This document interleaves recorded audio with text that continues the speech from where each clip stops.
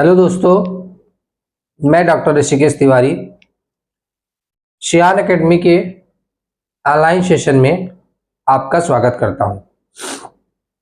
दोस्तों, आज से मैं यूपी बोर्ड क्लास 11th का जीव विज्ञान प्रारंभ करने जा रहा हूं।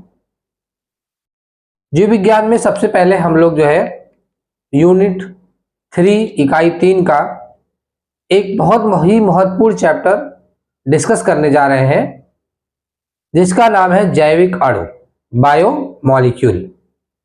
बायोमॉलिक्यूल एक तरह से देखा जाए तो पूरे जीव विज्ञान की आत्मा कही जाती है, क्योंकि जीव विज्ञान मतलब जीवन विज्ञान। अगर जीवन विज्ञान है तो उसके पीछे कहीं न कहीं रोल बायोमॉलिक्यूल का है। बायोमॉलिक्यूल जैसा कि हम समझते हैं, इसको जैविक अणु हिंदी में कहते हैं। इसका अगर शाब्दिक अर्थ समझें हम, तो शाब्दिक अर्थ का मतलब होता है कि जो जैविक अणु है, इसका शाब्दिक अर्थ होता है ऐसे अणु जो जीवन बनाते हैं। जीवन बनाने वाले अणु है, ये बनाने वाले अणु है। ये हिंदी में है कि मतलब ऐसे अणु, ऐसे कार्बनिक पदार्थ या अणु कह सकते हैं जो जीवन को बनाते हैं, जो जीवन प्रदान करते हैं, उसको हम लोग जैविक अणु कहते हैं। और इसका इंग्लिश वर्जन अगर देखें तो बायो का मतलब भी लाइफ होता है और मॉलिक्यूल का मतलब मॉलिक्यूल्स, मतलब लाइफ को फॉर्म करने वाले मॉलिक्यूल्स की बातें हम लोग इसमें करेंगे इस चैप्टर के अंतर्गत। आगे देखते हैं कि हमको पता है, जैसा कि हम रसायन विज्ञान के अंतर्गत पढ़ते हैं, कि प्रकृति के अंदर बहुत सारे तत्व पाए जाते हैं और इन तत्वों की संख्या लगभग 108 या 1 से 118 है। 108 जो तत्व हैं उनके बारे में पूरी तरीके से जानकारी उपलब्ध है, मतलब उनके भौतिक और रासायनिक गुणों के बारे में पूरी जानकारी उपलब्ध है। तो रसायन विज्ञान के अंदर तो हम इतने तत्वों की चर्चा करते हैं, लेकिन हम जीव विज्ञान में इन्हीं में से कुछ तत्वों की बातें करेंगे। पूरे 108 तत्वों की आवश्यकता नहीं है। इसमें कुछ तत्व ही लगभग 20 से 25 तत्व ही हमारे शरीर के को पूर्ण रूप से चलाने के लिए आवश्यक है, हमारे शरीर के पूर्ण रूप से निर्माण में आवश्यक है। जैसे हम लोग कहते हैं कि जो हमारा शरीर है वह आपका तत्वों में देखा जाए तो पहले 6 तत्व जो सबसे ज्यादा महत्वपूर्ण है, 6 तत्व जो महत्वपूर्ण है, उन तत्वों का नाम है carbon, hydrogen, oxygen, nitrogen, phosphorus. ये 6 तत्व जो होते हैं, इन 6 तत्वों से जितने भी जीवधारी पाए जाते हैं, यहाँ पे हमारा तात्पर्य जीवधारी से कहने का तात्पर्य यह है कि कौन कौन से समूह के आपके जीव आते हैं जीवधारी के अंतर्गत। इसमें समस्त जंतु जगत आता है, पूरा जितना भी जंतु जगत की बातें हम लोग करेंगे वो आता है, और सारे पादप जगत के जीव आते हैं, और साथ ही साथ जो सूक्ष्म जीव जिसमें जीवाणु होते हैं, बैक्टीरिया जिसको कहते हैं, वो आते हैं। तो मतलब जब हम जीवधारी की बात करेंगे तो हम इन्हीं तीनों समूह के जीवों की बात करेंगे जो जीवधारी के अंतर्गत आते हैं। और इन तीनों समूह के या और दूसरे भी जैसे वायरस है, विषाणु की बात करेंगे, वो सब भी इन्हीं 6 एलिमेंट से, 6 तत्वों से मिलकर बने होते हैं। उनका शरीर इन्हीं 6 तत्वों से मिलकर बना होता है। तो ये 6 तत्व जो होते हैं किसी भी जीवधारी के शरीर का लगभग 98% भाग बना देता है। किसी भी जीवधारी के शरीर का 98% भाग किससे मिलकर बना होता है, जिसको हम आगे देखेंगे भी और प्रूव भी करेंगे, ये सिद्ध भी कर लेंगे कि कैसे 6 तत्व हमारे जो भी जीवधारी हैं पृथ्वी पर पाए जाते हैं, उनके शरीर का 98% भाग बनाता है। बाकी जो 2% भाग बच रहा है, वो 2% जो भाग होता है उसमें बहुत सारे मिनरल्स हैं, मतलब खनिज लवण की संख्या होती है।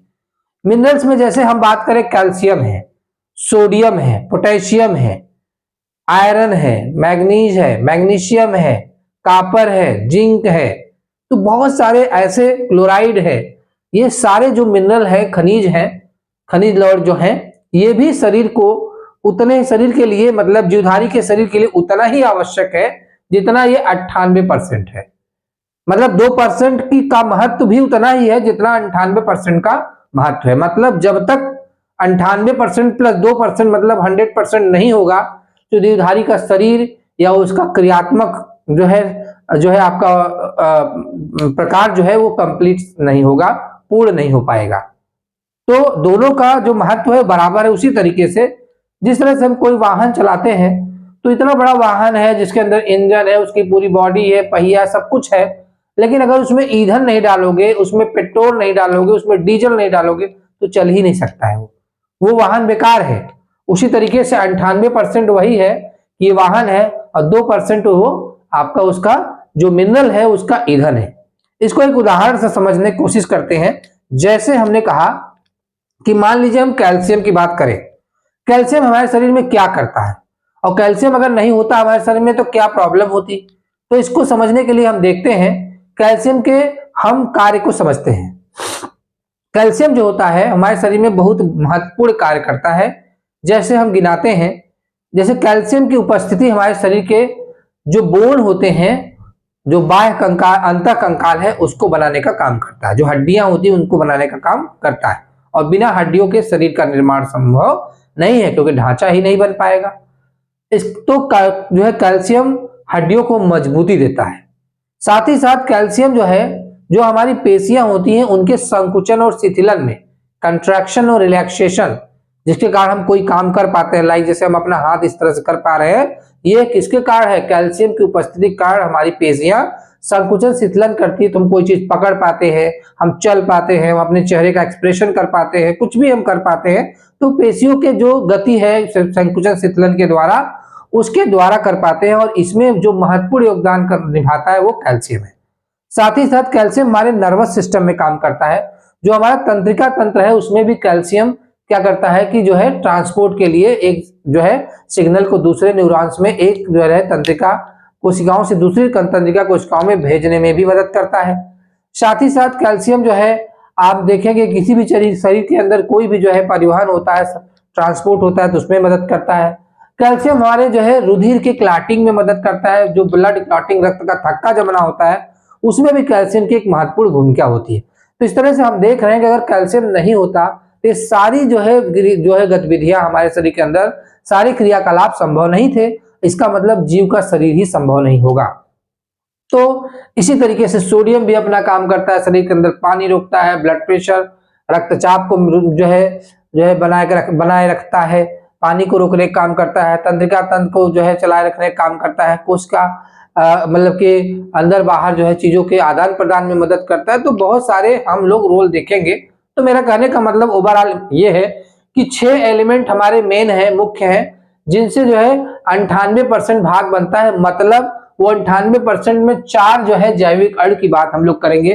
कार्बोहाइड्रेट और वसा, या उसको लिपिड भी कहते हैं, प्रोटीन कहते हैं, यहां से हम लोग न्यूक्लिक एसिड की बात कर रहे हैं। तो यहाँ पे देखें कि जो है कैसे हम सिद्ध करें कि ये 6 एलिमेंट्स कैसे हमारे जो है इस जैविक अणु का निर्माण करते हैं, उसको हम समझने का प्रयास करते हैं। क्योंकि हमारा जो मेन टॉपिक है वो हमारा जैविक अणु है, और जैविक अणु में केवल 4 होते हैं। कार्बोहाइड्रेट होता है, लिपिड या वसा होता है, प्रोटीन होता है, और न्यूक्लिक एसिड होता है। आगे हम समझेंगे भी कि इन्हीं जैविक अणु, मतलब इन चारों के मिलने से ही एक कोशिका का निर्माण होता है। चूंकि ये जैविक अणु जो है अभी सजीव नहीं है, न तो कार्बन हाइड्रोजन सजीव है, न इसके जुड़ने से कार्बोहाइड्रेट, वसा, प्रोटीन, न्यूक्लिक एसिड। बड़ा फनी सा सवाल है कि जो है कार्बोहाइड्रेट आपस में थोड़ी बात कर सकता है, कहीं जा थोड़ी सकता है, उसके अंदर जीवित होने का कोई प्रमाण नहीं है। इसी तरीके से तेल आपका रखा हुआ है, घी रखा हुआ है, कोई उसके अंदर गतिविधि नहीं हो सकती है, लेकिन इनके संयोजन से जो कोशिका बनेगी उसके अंदर जीवन होने के प्रमाण हैं। जैसे कोशिका विभाजन कर सकती है, कोशिका उपापचय की क्रिया कर सकती है, कोशिका जो है के द्वारा जो है गति गमन, कोशिका के द्वारा जो है आपका संवेदनशीलता, तमाम चीजें ये सब होती है जो जीवित होने का प्रमाण बताती है, प्रमाण होता है। तो यहाँ पे हम लोग देखते हैं पहला कार्बोहाइड्रेट। कार्बोहाइड्रेट के बारे में हम जानते हैं कि यह एक तरह का, चूंकि जैविक अणु भी एक तरह का कार्बनिक यौगिक ही है, क्योंकि कार्बन, हाइड्रोजन, ऑक्सीजन है, तो ये कार्बनिक यौगिक ही है। तो कार्बोहाइड्रेट जो है वो प्रकृति में पाया जाने वाला सबसे अधिक मात्रा में कार्बनिक यौगिक है। पृथ्वी पर पाए जाने वाला सबसे ज्यादा मात्रा में अगर कोई जो है कार्बनिक यौगिक है जीवधारी के शरीर में हम बता रहे हैं तो वह कार्बोहाइड्रेट ही है। अब इसमें भी देखते हैं कि इसका सामान्य सूत्र क्या होता है।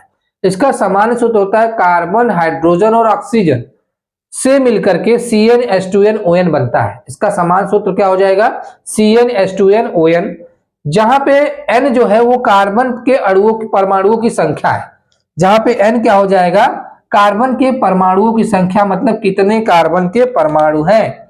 अगर परमाणुओं की संख्या है, परमाणु की संख्या, तो परमाणु की संख्या अगर मान लो यहां उदाहरण ले ले, अगर यहां हम 6 ले लेते हैं कार्बन की संख्या, तो हमारा ग्लूकोज बन जाता है C6H12O6 बन जाएगा।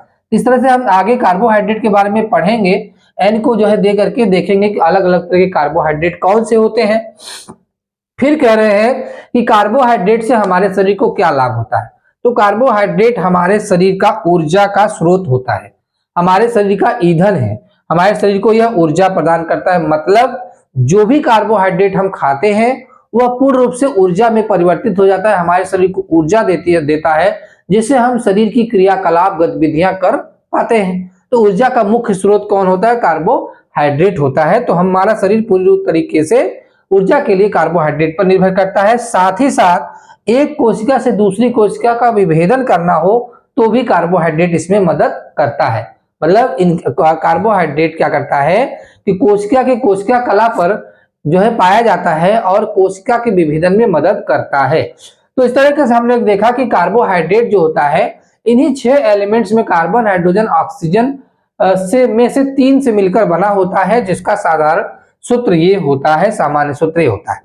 अगला हम लोग चर्चा करें तो लिपिड की बात करते हैं। लिपिड जो होता है इसको वसा भी कहते हैं और ये तेली होता है, जल में अघुलनशील होता है, घुलनशील नहीं होता है। जबकि कार्बोहाइड्रेट के बारे में आगे भी हम लोग पढ़ेंगे कि जल में घुलनशील होता है। वसा जो होता है जल में अघुलनशील है और इसका अगर सामान्य सूत्र देखें तो यह भी कार्बन, हाइड्रोजन, ऑक्सीजन से ही मिलकर बना होता है। लेकिन अंतर यह कार्बोहाइड्रेट से कैसे जो है भिन्न है यह हम देखते हैं। तो यहाँ पे देखेंगे कार्बोहाइड्रेट से यह भिन्न कैसे है। इसमें भी कार्बन, हाइड्रोजन, ऑक्सीजन ही पाया जा रहा है, लेकिन यहाँ पे जो होता है कार्बन, हाइड्रोजन, ऑक्सीजन में जो है जितना कार्बन होगा उतना ही ऑक्सीजन होगा। अगर 6 कार्बन हम ले रहे हैं तो 6 ऑक्सीजन होगा, क्योंकि इसका सामान्य सूत्र कार्बन CnH2nOn है। जबकि वसा के अंदर ऐसा नहीं है। वसा के अंदर क्या होता है कि कार्बन की संख्या जो भी हो उससे मतलब नहीं होता, ऑक्सीजन की संख्या यहाँ पे फिक्स होता है, नंबर यहाँ पे नियत रहता है, फिक्स रहता है। तो यहाँ पे फार्मूला हो जाएगा CnH2nO2 हो जाता है। तो मतलब यह ऑक्सीजन, कम ऑक्सीजन वाला कार्बनिक यौगिक है, कम ऑक्सीजन वाला कार्बनिक यौगिक है। इसलिए कोई भी जो है भोज्य पदार्थ अगर वसा से बना होगा और अगर उसको खुले में छोड़ देंगे तो वह खराब हो जाता है। इसीलिए उसका जो है जो स्वाद होता है, उसकी जो महक होती है, गंध जो होती है वह बदल जाती है, वो खाने योग्य नहीं रह जाता है। इस प्रक्रिया को जो है रेंसिडिटी कहते हैं। इस प्रक्रिया को हम लोग रेंसिडिटी बोलते हैं। दूसरी बात कह रहे हैं कि वसा किससे मिलके बना होता है, तो वसी अम्ल हम लोग पढ़ेंगे जो कि एक कार्बनिक यौगिक ही है और साथ में इसके साथ एल्कोहल मतलब ग्लिसरॉल होता है, अल्कोहल होता है। तो दोनों मिलकर के क्या बनाते हैं, वसा का निर्माण करते हैं। और अगर इनका फंक्शन हम लोग देखें तो फंक्शन में यह ज्यादातर हमारे शरीर में संरचनात्मक कार्य करता है। जैसे वसा से ही हमारे शरीर की जो कोशिका होती है उसकी कोशिका कला का निर्माण होता है, तो यह संरचनात्मक कार्य करता है। साथ में जब आवश्यकता पड़ती है, अगर हमें लंबे समय तक भोजन ना उपलब्ध हो पाए तो ऐसी स्थिति में अब हमें ऊर्जा प्रदान करता है, ऊर्जा भी प्रदान करने का काम करता है। तो यह दोनों काम कर सकता है, संरचनात्मक क्रियात्मक भी कर सकता है और ऊर्जा भी दे सकता है वसा। अगली बात करते हैं तो हम लोग प्रोटीन की बात कर लेते हैं। प्रोटीन अगर देखें तो हमारे शरीर की कोशिका द्रव्य के अंदर सबसे ज्यादा मात्रा में जो कार्बनिक पदार्थ है वह प्रोटीन होता है। सबसे ज्यादा मात्रा में जो कार्बनिक पदार्थ है वो प्रोटीन होता है। इसका जो परसेंटेज होता है, कुल परसेंटेज 7 से 14% होता है। वैसे भी कोशिका द्रव्य के अंदर सबसे ज्यादा पानी पाया जाता है। जंतु कोशिका के अंदर जो है पानी का परसेंटेज जो है, प्रतिशत जो होता है वो 70% होता है। पादप कोशिका में इसका परसेंटेज जो है 90% तक भी हो सकता है। ऐसा इसलिए भिन्नता होती है क्योंकि जंतु कोशिका में जो हमारा रिक्तिकाएं होती हैं, वैक्यूल जिसको कहते हो, वो नहीं पाया जाता है, जबकि पादप कोशिका में वैक्यूल मतलब रिक्तिकाएं बड़ी बड़ी होती हैं, जिसके कारण जो है इन रिक्तिकाओं के अंदर पानी और जो है खनिज लवण जो है वो भंडारित रहता है, और इसलिए जो है पादप कोशिका में जल की मात्रा 90% तक हो सकता है कुल परसेंट का, जबकि जंतु कोशिका में यह 70% तक ही हो सकता है। बाद में अगर वह चूंकि जल हमारा कार्बनिक पदार्थ नहीं है, तो कार्बनिक पदार्थ की बात करें तो सबसे ज्यादा जो है कोशिका द्रव के अंदर क्या पाया जाता है, प्रोटीन पाया जाता है। आगे देखते हैं तो शरीर के निर्माण की इकाई मानी जाती है, यह इसलिए इसको शरीर के निर्माण की इकाई माना जाता है। शरीर के किसी भाग की कल्पना प्रोटीन के बिना नहीं किया जा सकता है। कोई भी भाग, मांसपेशियां सबसे ज्यादा प्रोटीन होता है, बोन होता है सबसे ज्यादा प्रोटीन है, कोशिका द्रव है सबसे ज्यादा प्रोटीन है, बाल में प्रोटीन, हर जगह प्रोटीन है, मतलब आपके शरीर के अंदर प्रोटीन नहीं तो कुछ नहीं। आगे देखते हैं कि यह किससे मिलकर बना होता है, तो प्रोटीन अमीनो अम्ल के बहुलक होते हैं, मतलब पॉलीमर होते हैं। बहुत सारे अमीनो अम्ल आपस में जुड़ करके प्रोटीन का निर्माण करते हैं। ये भी देखेंगे आके हम लोग डिटेल में भी देखेंगे। फिर देखते हैं कि जो प्रोटीन होता है वो कितने एलिमेंट से, तत्व से मिलकर बना होता है, 6 में से। तो 6 में से जो है कुल 5 तत्वों से मिलकर बना होता है। कार्बन, हाइड्रोजन, ऑक्सीजन, नाइट्रोजन और sulphur. Carbon, hydrogen, oxygen, nitrogen और सल्फर से मिलकर बना होता है। तो सल्फर सारे प्रोटीन में तो नहीं पाया जाता है, लेकिन कुछ प्रोटीन में सल्फर भी पाया जाता है। जैसे हमारे बाल जो होते हैं सल्फर युक्त प्रोटीन होते हैं। तो इस तरह से हम लोगों ने देखा कि प्रोटीन के बारे में जान लिया। प्लस प्रोटीन जो होता है किसी भी तरह का शरीर को ऊर्जा तो नहीं देता है, लेकिन शरीर की संरचना का प्रमुख भाग होता है। शारीरिक संरचना के बनाने में यह प्रमुख भाग होता है, तो मतलब संरचनात्मक क्रियात्मक दोनों कार्य करता है, लेकिन यह ऊर्जा नहीं प्रदान करता है। आगे बढ़ते हैं तो हम लोग कहते हैं न्यूक्लिक एसिड के बारे में। न्यूक्लिक एसिड जो होता है, न्यूक्लिक अम्ल जो होता है, न्यूक्लिक अम्ल हमारे शरीर का आनुवंशिक पदार्थ होता है। यह आनुवंशिक पदार्थ के रूप में पाया जाता है। यह कोशिका द्रव्य में हो सकता है। अगर यह पूर्व केंद्र की कोशिका है, मतलब प्रोकैरियोटिक सेल है, तो न्यूक्लिक एसिड जिसको डीएनए या आरएनए कहते हैं, इसमें 2 तरह का हो सकता है न्यूक्लिक एसिड। डीएनए मतलब डीऑक्सी राइबो न्यूक्लिक एसिड, या आरएनए राइबो न्यूक्लिक एसिड, 2 तरीके का होता है। तो अगर पूर्व केंद्र की कोशिका है, मतलब जीवाणु की कोशिका होती है, तो उसमें चूंकि केंद्रक नहीं पाया जाता है या केंद्रक विकसित नहीं होता है, तो ऐसे दशा में क्या होता है कि उसके जो है पूर्व केंद्र की कोशिकाओं के जो है आपका कोशिका द्रव्य में ही जो है यह जो है न्यूक्लिक अम्ल पाए जाते हैं, मतलब डीएनए और आरएनए पाए जाते हैं। जबकि सुकेंद्र की कोशिका में, मतलब यूकैरियोटिक सेल में, केंद्रक पूर्ण रूप से विकसित होता है। तो केंद्रक के अंदर जो पाया जाता है डीएनए और कोशिका द्रव्य में पाया जाता है आरएनए। तो यह जगह, दोनों जगह सुकेंद्र की और पूर्व केंद्र की कोशिकाओं में यह अलग अलग जगह पाया जाता है। इनका क्या काम होता है, यह जीवधारियों के शरीर का आनुवंशिक पदार्थ होता है। मतलब कोई भी प्रोटीन बनेगा तो इसकी सूचना डीएनए के अंदर होगी, और डीएनए क्या करेगा, उस प्रोटीन का निर्माण जो है आरएनए की मदद से कराएगा। तो मतलब जो भी हमें प्रोटीन की जरूरत पड़ती है वह उसकी सूचना डीएनए के पास पहले से रहती है, और डीएनए जो है उस सूचना का जो है के द्वारा, उस सूचना के द्वारा जो है आरएनए से प्रोटीन का निर्माण कराता है, जिससे हमारी शरीर का संरचना और संरचनात्मक और क्रियात्मक क्रियाकलाप हो पाता है। तो इस तरीके से हमने देखा कि न्यूक्लिक अम्ल भी इंपॉर्टेंट है। प्लस न्यूक्लिक अम्ल किससे मिलकर बना होता है, तो न्यूक्लिक अम्ल मिलकर बना होता है कार्बन, हाइड्रोजन, ऑक्सीजन, नाइट्रोजन और फास्फोरस से मिलकर बना होता है। तो यहाँ पे देख रहे हैं कि प्रोटीन में सल्फर और न्यूक्लिक एसिड में फास्फोरस 5वां जो है तत्व के रूप में है, जो दोनों में अंतर बता रहा है। बाकी प्रोटीन और न्यूक्लिक एसिड में common carbon, hydrogen, oxygen, nitrogen common तत्व है। तो इस तरीके से दोस्तों हम लोगों ने ये देख लिया कि जैविक अणु का बेसिक क्या है। अगर इस जैविक अणु के बेसिक की बात हम लोग कर रहे हैं, तो इसका मतलब कि अब जो है जैविक अणु ये हो गया। अब यही जैविक अणु से कैसे हमारा कोशिका बन जाएगा, कोशिका का निर्माण होगा। तो कोशिका क्या हो जाएगी, चूंकि ये सारे जैविक अणु जितने भी हमने बताया आपको, ये सारे अभी निर्जीव हैं, लेकिन जैसे ही आपस में जुड़ जाते हैं, आपस में जुड़ने के साथ साथ क्या होता है, यह कोशिका का निर्माण करते हैं, और कोशिका के निर्माण के बाद क्या होता है कि वह सजीव हो जाता है। कोशिका एक सजीव जो है संरचना होती है, जिसके अंदर जो है सारी जो है जैविक प्रक्रियाएं जो है हो पाती हैं, इसलिए वो सजीव माना जाता है। तो आगे हम लोग जो है कोशिका, आगे हम लोग जो है एक एक को पढ़ेंगे। कार्बोहाइड्रेट पढ़ेंगे अलग से, पूरा डिटेल में कार्बोहाइड्रेट के बारे में पढ़ेंगे, फिर वसा के बारे में, लिपिड के बारे में पढ़ेंगे, फिर प्रोटीन के बारे में पढ़ेंगे, फिर न्यूक्लिक एसिड के बारे में पढ़ेंगे, और लास्ट में एक इसका सबसे महत्वपूर्ण एंजाइम है, क्योंकि जीव विज्ञान को पढ़ना है तो एंजाइम के बारे में भी हमको पढ़ना है। तो इसमें लास्ट टॉपिक हो जाएगा एंजाइम। कुल 5 टॉपिक पढ़ लेते हैं तो हमारा जैविक अणु जो है टॉपिक खत्म हो जाता है। तो दोस्तों आज के वीडियो लेक्चर में, आज का जो हमारा वीडियो लेक्चर था, हमने बिल्कुल परिचय दिया है जैविक अणु को, जैविक अणु का निर्माण कैसे होता है। क्योंकि जो है आप ये देखेंगे कि मतलब कि जीवधारी का जो शरीर का निर्माण हुआ है वह अगर जैव विकास के क्रम में देखा जाए तो निर्जीव से सजीव की तरफ हुआ है। निर्जीव पदार्थों के मिलने से सजीव पदार्थों का निर्माण हुआ है, ऐसा एबायोजेनेसिस थ्योरी कहता है। ऐसा एबायोजेनेसिस थ्योरी कहता है कि जो है निर्जीव पदार्थों से सजीव पदार्थ का निर्माण जैव विकास के क्रम में हुआ है, जिसको ये जो है बातें सिद्ध भी हो जाती है। क्योंकि जैविक अणु चाहे ये सारे कार्बोहाइड्रेट, प्रोटीन जो भी है ये सजीव नहीं है, लेकिन जब ये आपस में जुड़ जाएंगे तो कोशिका का निर्माण हो जाएगा, और कोशिका एक सजीव है जिससे जो है बड़े अन्य जीवधारी का निर्माण होता है। तो आगे के लेक्चर में हम लोग पढ़ेंगे भी इस चीज को डिटेल में।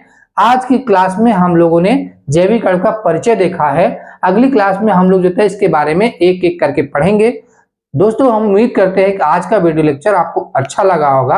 अगर अच्छा लगा है तो आप वीडियो को पूरा देखिए, एक बार मैंने समझ में आया तो एक बार और देखिए, और जो है अगर अच्छा लगे तो उसको लाइक करिए, दोस्तों को जो है शेयर करिए, अपने दोस्तों को शेयर करिए, उनसे आप भी चैनल को सब्सक्राइब करिए और उनको भी बोलिए चैनल को सब्सक्राइब करें, जिससे जो भी अपडेट आपको, जैसे ही मैं कोई नया वीडियो लेक्चर बनाऊं उसका अपडेट आपको मिल जाए। साथ ही साथ कमेंट करिए, अगर आपके पास कोई क्वेश्चन है, प्रश्न है जिसको जो समझ में नहीं आया है उसको तुरंत ही आप कमेंट करें, हम उसका उचित उत्तर देने का प्रयास करेंगे और आपको जो है सेटिस्फाई करेंगे, ताकि आप किसी भी तरह के भ्रम की स्थिति में न रहे, आपका कंसेप्ट आपका जो है पूरी तरीके से क्लियर हो और अच्छे से आप अपनी पढ़ाई को आगे बढ़ा सके। तो धन्यवाद आज के वीडियो लेक्चर को सुनने के लिए।